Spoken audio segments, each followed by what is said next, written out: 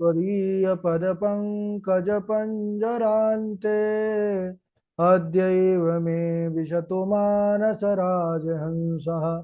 प्राणप्रयाणसमये कफवातपित्तैः कण्ठावरोधनविधौ स्मरणं कुतस्ते नारायणं नमस्कृत्य नरं चैव नरोत्तमं देवीं सरस्वतीं व्यासं ततो जयमुदीरयेत् श्रीलक्ष्मीनाथसमारम्भां नाथयामुनिमध्यमाम् अस्मदाचार्यपर्यन्तां वन्दे श्रीगुरुपरम्पराम् अञ्जनानन्दनं वीरं जानकी शोकनाशनं कपीशमक्षहन्तारं वन्दे लङ्काभयङ्करम् भक्ति भक्त भगवन्त गुरु चतुर्नाम वपुएक इनके पद वंदन किए नासत विघ्न अनेक। बोलिए वृंदावन बिहारी लाल की जय, भागवत महापुराण की जय, सुखदेव भगवान की जय। परम मंगलमय परात्पर अखिलेश्वर अचिंत कल्याण गुणगण निधान सर्वेश्वर सर्वाधिपति अकारण करुणा वरुणालय अकारण करुणा कारक सकल जन कल्यशापहारक परात्पर परब्रह्म सच्चिदानंद स्वरूप परमपिता परमात्मा श्री राधा गोविंद सरकार राधा रमण बाधाहरण श्री बांके बिहारी लाल उनका यह वांगमय शब्दमय विग्रह श्रीमद् भागवत महापुराण कोटि कोटि नमन कोटि कोटि प्रणाम। इस परम पावन पुराण ग्रंथ पारमहंसों की पावन संहिता को परमाराध्य नंद नंदन यशोदा नंदन वृज नंदन देवकी नंदन श्याम सुंदर श्री कृष्ण के पाद पद्मों पर कुर्सा नमन नतमस्तक वंदन एवं अभिनंदन।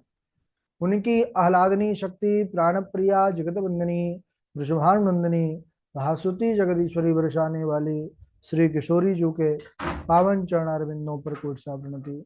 समस्त भूतादिक सिय राम मैं सब जग जानी करहूं प्रणाम जोरी जुग पानी।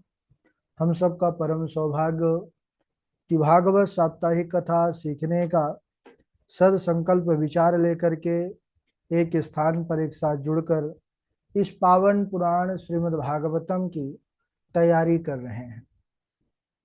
जीवन में ऐसा सौभाग्य श्री ठाकुर जी की विशेष कृपा के बाद ही प्राप्त होता है। हम सबका परम कर्तव्य है कि जो अवसर प्रभु की कृपा से हमको प्राप्त हुआ है इस अवसर का पूर्ण रूप से लाभ लें। इस समय हम सब महात्म पर बने हुए हैं जिसको महिमा कहा जाता है। श्रीमद् भागवत की बड़ी भारी महिमा गाई गई है और हम 3-4 दिनों से महिमा पर ही बने हुए हैं और कल के दिवस में हम सब बड़े ही पावन इतिहास पर प्रवेश किए। एक पुराना इतिहास जो सनकादि कुमार देवर्षि नारद के समक्ष वर्णन कर रहे हैं। देवर्षि नारद जब पूछते हैं कि के विशुद्ध्यंति वदंतु मह्यम, इस भागवत से कैसे कैसे जीवों का उद्धार होता है या कथा कैसे कैसे जीवों का कल्याण करने वाली है, तब वह कहते हैं कि ये मानवाह पाप कृतस्तु सर्वदा सदा दुराचार रता विमार्गगाः क्रोधाग्नि दग्धाः कुटिलाश्च कामिनः सप्ताह यज्ञेन कलौ पुनन्ति थे। जो मनुष्य सदा सर्वदा पाप कर्म करते रहते हैं, दुराचारी हैं, कुमारगामी हैं, क्रोधी हैं, कुटिल हैं, ऐसे मनुष्य भी अगर इस साप्ताहिक कथा ज्ञान यज्ञ का आश्रय लेकर के जीवन में उस कथा के प्रति समर्पण भाव से समर्पित होते हैं तो निश्चित रूप से उन जीवों का भी उद्धार करते हैं। और इस विषय में उन्होंने एक इतिहास सुनाया। तुंगभद्रा नाम नदी के तट पर उत्तम नाम के नगर पर जो आत्मदेव नामक ब्राह्मण रहते थे, वह जीवन में सब कुछ बढ़िया चल रहा था, बस घर में संतान नहीं थी। इसी कष्ट से दुखी होकर के वह वन को चले गए अपने प्राण देने के लिए, आत्महत्या करने के लिए। कल हम सब ने सुना कि किस प्रकार जब वह महात्मा जी को आते हुए देखे तो विचार किए कि मैं थोड़ी देर रुक जाऊं, शायद महात्मा जी की कृपा हो जाए। और महात्मा भी दूर से देखे कि कोई ब्राह्मण रो रहा है, सोचे चलो कोई प्रभु प्रेमी होगा, भगवान के लिए रो रहा होगा, तो वह आए। और यहाँ तो पुत्र के लिए रोना हो रहा था। उन्होंने कहा, सप्त जन्मावधि तब पुत्रो नहीं बचा, नहीं बचा। एक जन्म नहीं ब्राह्मण देवता, अगले 7 जन्मों तक पुत्र नहीं है। तब वह और जोर जोर से सर पटक करके उनके चरणों में कहने लगे, मैं अभी मर जाऊंगा। अरे अभी तो मैं इसी जन्म का दुख लेकर के दुखी था, आपने 7 गुना बढ़ा दिया, 7 जन्म का बता करके। ब्राह्मण देवता विचार किए कि जो 7 जन्म का देख सकते हैं, इस जन्म का तो सुधार ही सकते हैं। बोले कि अगर आपने मुझे संतान नहीं दिया, पुत्र नहीं दिया, तो मैं अभी यहीं पर मर जाऊंगा। ब्राह्मण देवता के वचनों को सुन करके संत भी बेचारे परेशान। उन्होंने सोचा, दया बिनु संत कसाई, दया करी तो आफत आई। बिना दया के संत फिर काहे को। और देखो आज दया दिखाई तो ये आफत आ गई, भाग्य में है नहीं। और अगर नहीं देता तो ब्रह्म हत्या ऊपर से मिलती है। तो देखिए, यही हमारे संतों की महिमा है। संत वह होते हैं जो भगवंत के लेख को भी बदलने का सामर्थ्य रखते हैं। उन्होंने एक फल दिया पंडित आत्मदेव जी को और कहा कि ठीक है, भाग्य में नहीं है, फिर भी यह फल लो, अपनी पत्नी को खिला देना। अगर वह 1 वर्ष तक सत्य, तपस्या, दया, दान, धर्म इन नियमों का पालन करेगी तो निश्चित रूप से जो पुत्र होगा वह कल्याणकारी होगा। अब पंडित आत्मदेव जी नाचने लगे, जय हो संत भगवान आपकी सदा जय हो। नाचते नाचते पहुंचे घर, और घर पहुंचते ही चिल्लाने लगे, अरे ओ भाग्यवान कहाँ गई, सुन रही हो, देखो आज मैं तुम्हारे लिए क्या लेकर के आया हूँ। धुंधली काम कर रही थी, तो उसकी आदत भी थी कि एक बार में सुनती नहीं थी। 2-4 बार पंडित जी जब तेज तेज चिल्लाने लगे तो आई, कर्कश आवाज में कहने लगी, क्या बात है, क्यों चिल्ला रहे हो, पूरा घर सर पर उठा करके रखे हो। अरे भगवान नाराज मत हो, देखो क्या लेकर के आया हूँ, ये फल है। कैसा फल? अरे बोले, एक साधु महात्मा जी ने दिया है, उनकी कृपा प्रसादी रूपी फल है। अगर तुम इसको पालोगी तो हमारे घर भी संतान का जो है किलकारी गूंजेगी। अब धुंधली सुन करके कुछ नहीं बोली, ठीक है आप रख दीजिए, मैं स्नान करने के बाद, पूजा करने के बाद पालूंगी। पंडित भोले भाले जो है आत्मदेव जी सोचे ठीक है, उन्होंने दे दिया फल और चले गए अपने जो है दूसरे कामों में लग गए। अब यहाँ धुंधली उस फल को लेकर के अपने 4 सखियों के मध्य बैठ करके रोने लगी, तरह तरह के बातें करने लगी कि देखो सखी, मेरे पति भोले भाले हैं, ना जाने कौन बाबा बैरागी इनको ये फल दे दिया है, और क्या बोला है कि इस फल को अगर तुम्हारी पत्नी खा लेगी तो गर्भवती हो जाएगी। अरे सखी बताओ, कभी फल खाने से भी कोई संतान होती है क्या? कुछ उसी के जैसी थी। तो उन्होंने कहा, नहीं नहीं, बिल्कुल नहीं होता। और धुंधली, तू तो बिल्कुल भी विश्वास मत करना, आजकल इन बाबा बैरागियों का कोई भरोसा नहीं है। कुछ संतों की महिमा जानने वाली थी, उन्होंने कहा कि अरे फल ही तो है, संतों की महिमा किसी से छिपी नहीं है, तू फल खा ले, होना होगा तो ठीक है, नहीं फल तो बेकार करेगा नहीं। लेकिन धुंधली अब यहाँ पर अपनी बुद्धि लगाने लगी। अब जो स्वयं धुंधली है वह कहाँ तक बुद्धि लगा सकती है। उसने कहा, अच्छा बुद्धि लगा रही तो कैसी बुद्धि लगा रही? वो कहती है ठीक है, चलो मैं मान लेती हूँ, मैं फल पालू, गर्भ भी हो जाएगा। लेकिन सखी, मैंने सुना है कि जब गर्भ हो जाता है, पेट बढ़ जाता है, भोजन भी नहीं जो है व्यक्ति अच्छे से खा पाती, वह गर्भवती स्त्री, तो मेरा भोजन खुराक कम हो जाएगी, तो मैं कमजोर हो जाऊंगी। और दूसरी बात, अगर कहीं गांव में आग लग गई तो सब लोग तो भाग जाएंगे, और मैं भाग नहीं पाऊंगी क्योंकि गर्भ से रहूंगी, तो मैं जल करके राख हो जाऊंगी। बोले नहीं नहीं, आग नहीं लगेगी, ऐसा कुछ होता नहीं है। तो ठीक है, आग मान लो आग नहीं लगी, लेकिन अगर डाकुओं ने ही गांव में हमला कर दिया नगर में, तो तुम सब तो भाग लोगी और हम भाग नहीं पाएंगे। और ये सब छोड़ो, अगर डाकू भी नहीं आते, मान लो जब मेरा पेट बढ़ जाएगा गर्भ के कारण, मैं काम नहीं कर पाऊंगी, तो पता है जो मेरे स्वामी है अपनी बहन को बुला लेंगे, मेरी ननद को। और वह ननद जो है बड़ी चोटी है, घर का जितना माल है सब लेकर के चली जाएगी। इस प्रकार तर्क वितर्क कर रही है और कहती है कि अगर मैंने सुना है सुखदेव जी जो अपनी माता के यहाँ पर 12 वर्ष रहे गर्भ में, अगर वह मेरे यहाँ गर्भ में कुछ 2-4 साल भी रह नहीं पाया तो मैं तो बिना मौत के मर जाऊंगी। सखियों ने समझाया कि नहीं धुंधली, देखो ऐसा तुम उल्टा सीधा मत सोचो, इस फल को पालो। लेकिन जब वह नहीं सुनी तो बोले ठीक है, तुम्हारा मन जैसा करना हो करो, अब हम जा रही हैं अपने अपने घर। वह अपने अपने घर चली गई। अब इधर वह धुंधली फल को नहीं खाई। एक दिन उसकी बहन आई, बड़ी बहन थी धुंधली, आई धुंधली के घर और देख करके कहा, क्यों रे धुंधली, इस समय तू बड़ी दुबली हो गई है, क्या चिंता है तुझे, क्यों परेशान रहती है।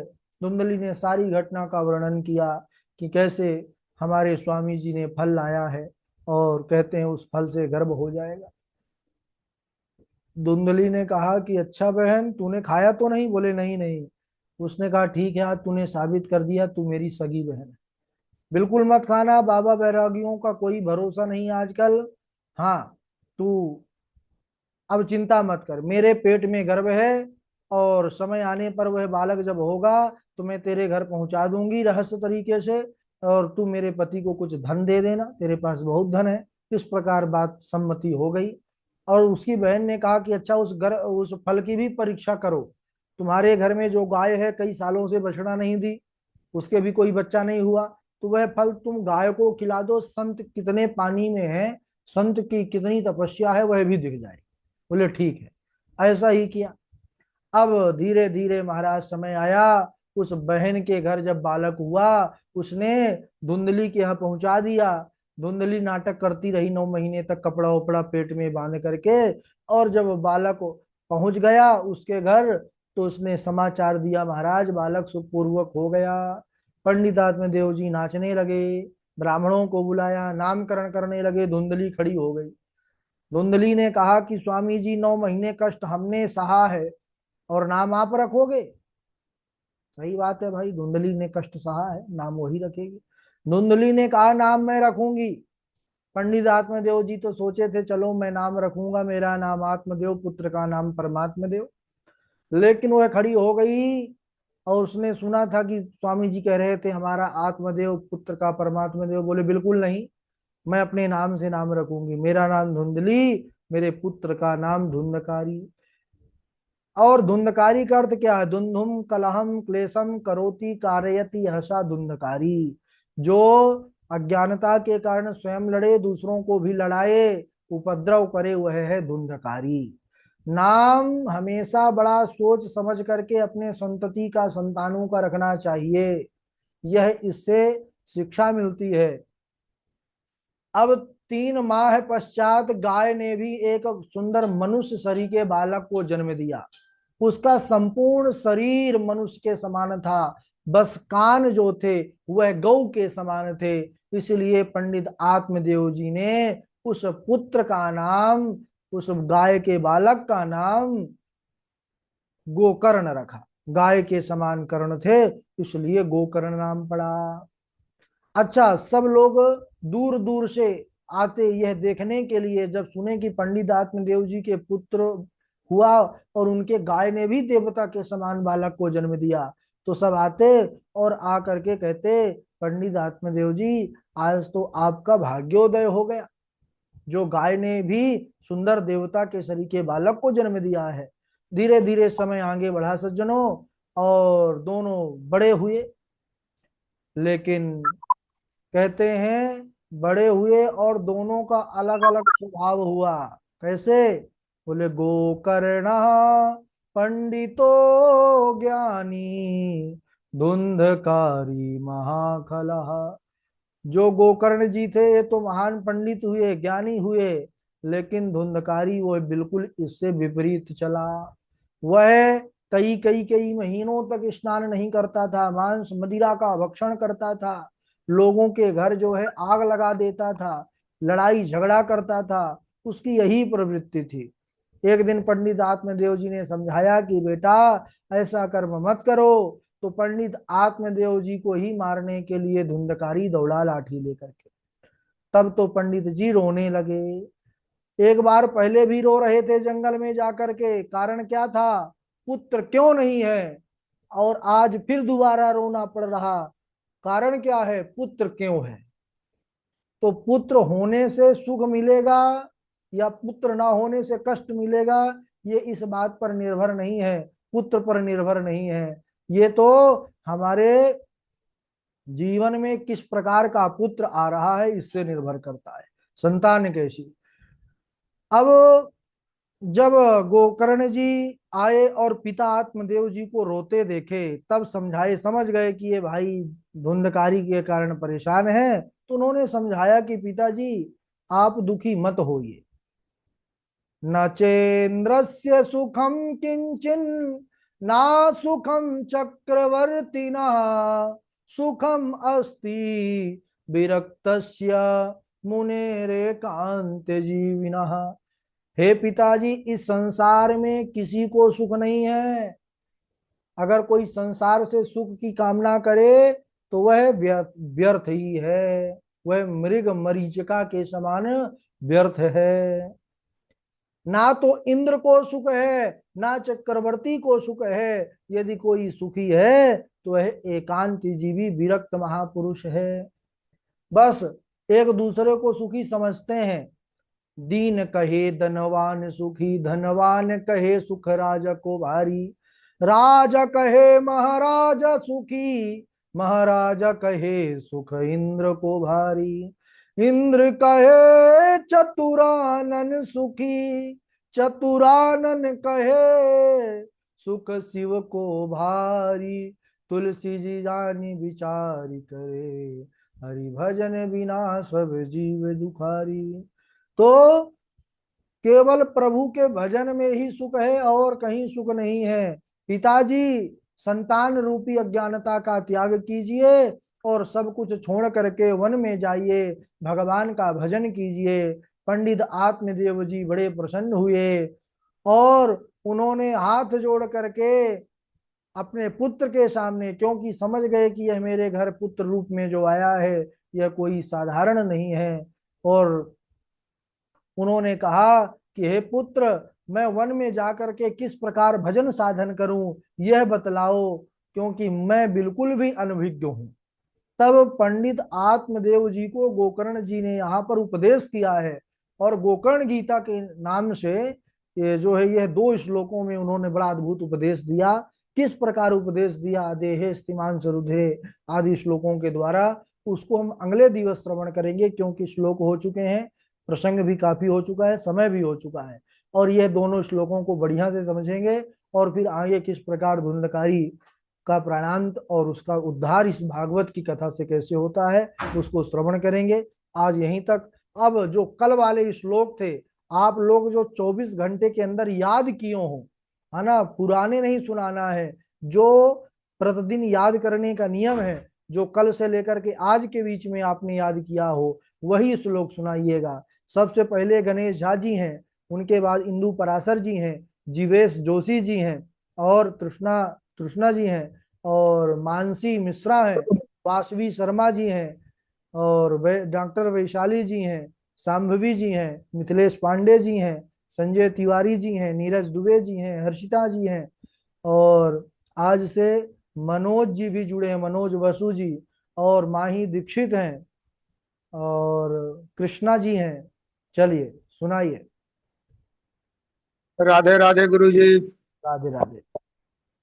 वेदोपनिषदाम सारा जाता भागवती कथा अत्युत्तमा ततो भाति पृथग भूता फलाकृते शृणु नारद वक्ष्यामो विनम्राय विवेकिने गंगाद्वार समीपे तु तटमानन्ददायकम् तत्रैव गङ्गा यमुना त्रिवेणी गोदावरी सिन्धु सरस्वती च वसन्ति सर्वाणि तीर्थानि तत्र यत्र अच्युतोद्धार कथा प्रसंग वसन्ति सर्वाणि तीर्थानि तत्र यत्राच्युतोद्धार कथा प्रसंग सदा सेव्या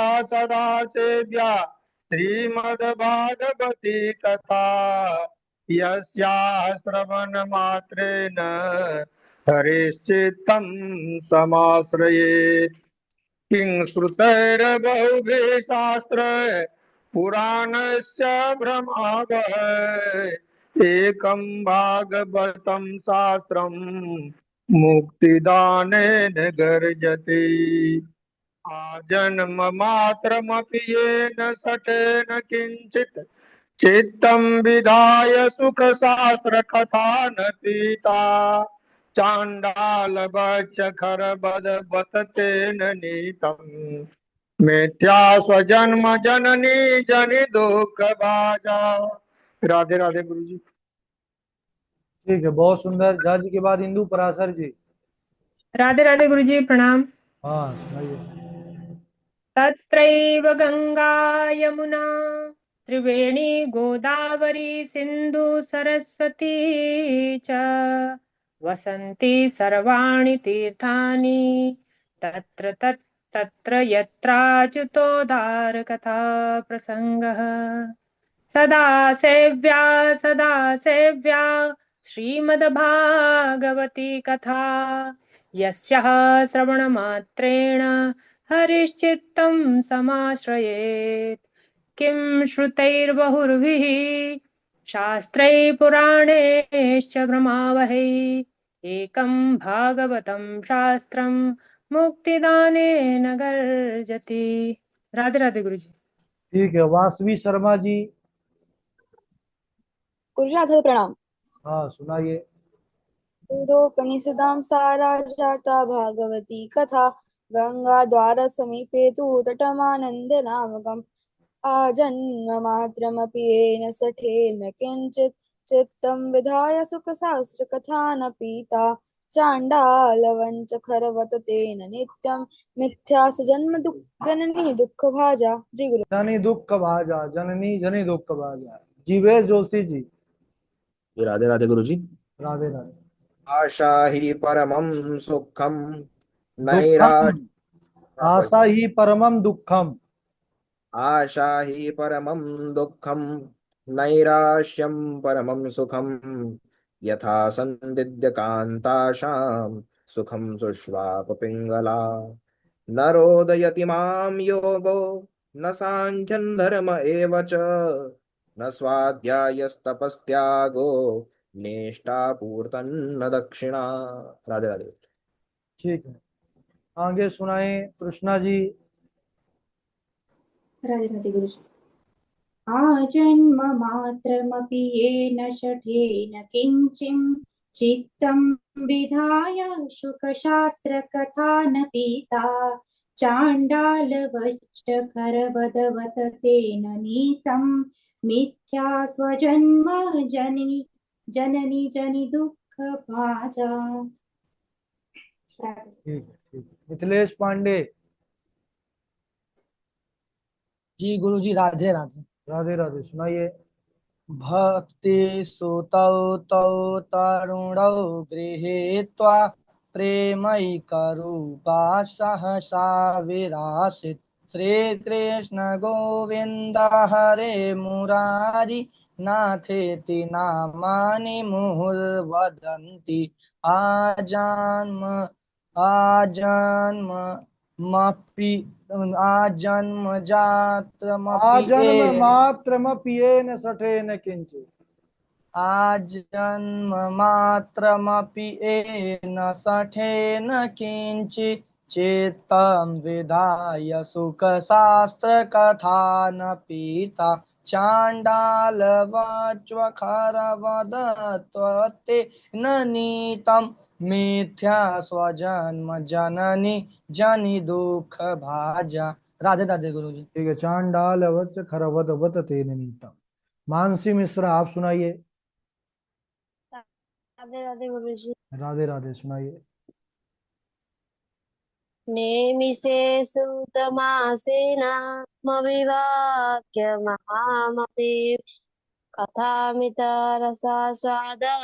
कुशल सौम्यको ब्रवीत् जन्मान्तरे भवेत् पुण्यं तदा भगवतं लम्बे। राधे राधे गुरु जी। जन्मांतरे भवेत पुण्यम तदा भागवतम लभेत। नीरज दुबे जी सुनाए, फिर शांभवी शुक्ला जी सुनाए। नीरज दुबे। गुरु जी प्रणाम। राधे राधे। राधे राधे।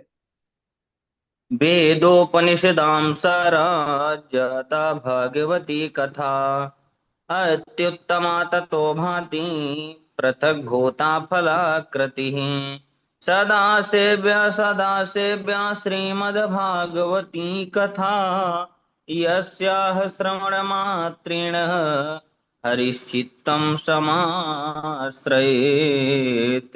हरिश्चित्तं समाश्रयेत्। राधे राधे गुरु जी। ठीक है। शांभवी शुक्ला आप सुनाइए, फिर संजय तिवारी जी सुनाएंगे। राधे राधे गुरु जी प्रणाम। राधे राधे। तत्रैव गंगा यमुना त्रिवेणी गोदावरी सिंधु सरस्वती च वसन्ति सर्वाणि तीर्थानि तत्र यत्राच्युतोदावि तथा सदा सेव्या श्रीमद्भागवती कथा यस्याः श्रवणमात्रेण हरिश्चित्तं समाश्रयते। किं श्रुतैर्भुवि शास्त्रे पुराणेश्च भावे एकं भागवतं शास्त्रं मुक्तिदानेन गल्यते। राधे राधे गुरु जी प्रणाम। ठीक है। संजय तिवारी। राधे राधे गुरु जी। राधे राधे। तत्रैव गंगां यमुना त्रिवेणी गोदावरी सिंधु सरस्वती च वसन्ति सर्वाणि तीर्थानि तत्र यत्राच्युतोद्धारकथा